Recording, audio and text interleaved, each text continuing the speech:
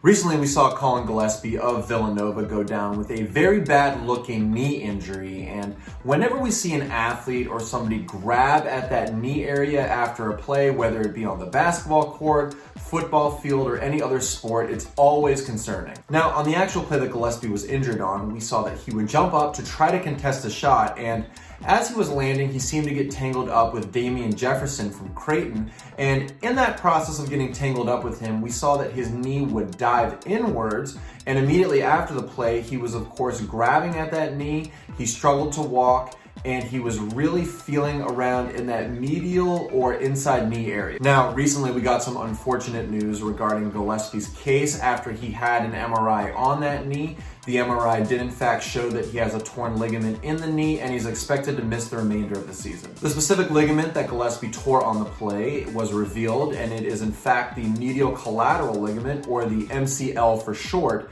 And so since some people may not be too familiar with the MCL and how it's typically injured, I'm gonna go ahead and focus on that in today's video. Welcome, basketball fans. For those of you that aren't familiar with me, my name is Nick Gallo and I'm a doctor of physical therapy. And with this video, I'm going to take a look at Collin Gillespie's recent MCL injury to his left knee. First, I'm going to start off by showing the play that Gillespie was injured on so that we get a good visualization for his mechanism of injury. Then I'll go over the anatomy associated with an MCL injury and the grading system for the severity of MCL injuries.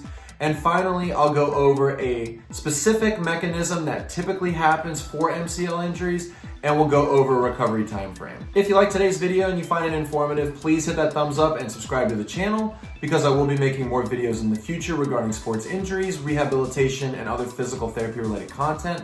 Also, if you have any comments or questions, please leave those in the section below. Now to begin, let's take a look at the play that Gillespie was injured on. We see here as Gillespie jumps up to try and contest the shot, he lands and makes contact with Damien Harris right there, which causes his knee to dive inwards.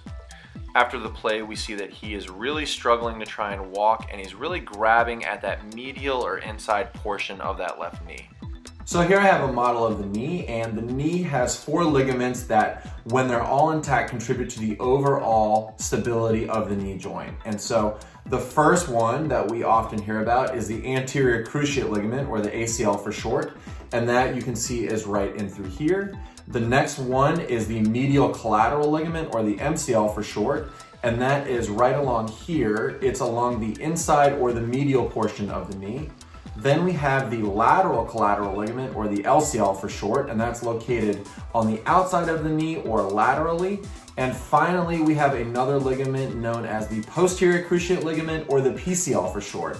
And you can see that that's visualized right here. There are also two other really important structures in the knee, and they are the medial and the lateral meniscus. And you can think of these two structures as shock absorbers between the femur and the tibia. Without these, the femur and tibia would be grinding on each other bone on bone, and it would be very uncomfortable. Now, in Gillespie's case, we know the specific ligament involved is in fact that medial collateral ligament, or the MCL. And so typically when somebody has an injury to the MCL, this is the result of a valgus force. And a valgus force is when a force is coming from the outside going towards the inside of the knee, or going from lateral to medial. And you can see on this model that as somebody would apply a valgus force, I'm going to go ahead and do that with my palm here, that is going to stress or stretch that MCL right in through here. And the MCL actually contributes to the overall knee stability, but it also really prevents that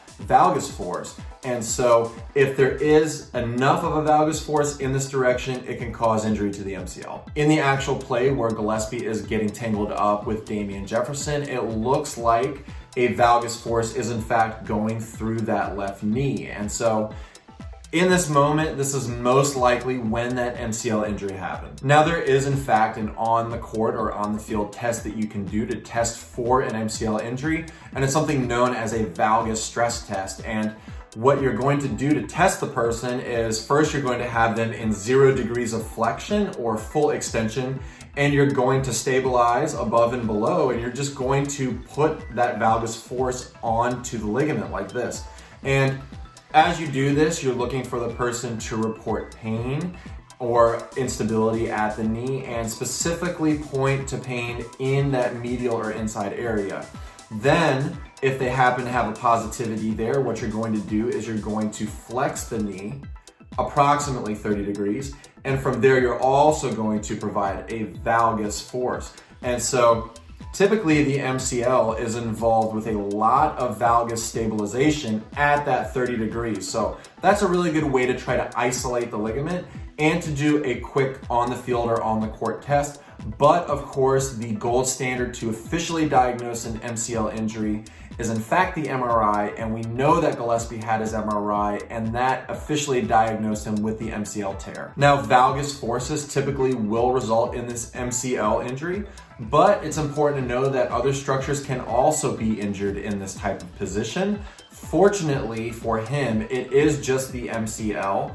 And other times, the ACL or the meniscus or all three could be implicated in this type of a mechanism. But fortunately for him, it's only been revealed to be that MCL. And one big indication of this is right after the play, we saw that he was grabbing at his knee, but he really seemed to grab along that medial or inside portion of the knee where the MCL is located. Now, there are grades for MCL injuries, 1, 2, and 3. And so a grade 1 MCL injury typically is going to involve a stretching or very minimal tearing of the ligament, but there's not going to be any issue with the structural integrity, and it's going to provide adequate stability. In a grade 2 MCL injury, you're going to get partial tearing, and you might get some inadequate stabilization. They might be a little more unstable. And finally, in a grade 3 MCL injury, you're going to get a full tear of that ligament, and this can also result in a lot of instability at the knee. Now, usually in these grade 1 injuries, the person is out anywhere from a few days up to 2 weeks. In grade 2 injuries, we usually see that a person is out anywhere from 2 to 4 weeks. And finally, in the grade 3 MCL injuries, where there is that full tear of the ligament, the person can be out anywhere from 4 to 8 weeks. Typically, I've seen in personal practice that it is at least 8 weeks until they return to sport. Now, given the fact that Villanova has released that he is dealing with a torn MCL, that leads me to believe that he is in fact dealing with a grade 3 MCL injury and should miss anywhere between 4 to 8 weeks. Most likely at least 8 weeks, depending on his prior level of function and where he needs to be as a college athlete. So I think it's very accurate when they say he will unfortunately miss the remainder of the season, but of course it really does depend on how he does with rehab and things between now and then. One other thing that can play a major role in this is if Gillespie has surgery or not. A lot of times these MCL injuries, even if they're grade 3s, they can heal on their own because the MCL is different from the other ligaments and it has this ability to regenerate, but it's going to be important that we just follow his case moving forward because they have not officially said whether or not he will have surgery. If any specific updates are released regarding Gillespie's case, I'll be sure to update everybody in the comment section. And that's it as of right now regarding Collin Gillespie's most recent left MCL tear. Once again, if you really like today's video and you find it informative, please subscribe to the channel because I will be making more videos in the future. Thanks for tuning in, and I'll see you next time.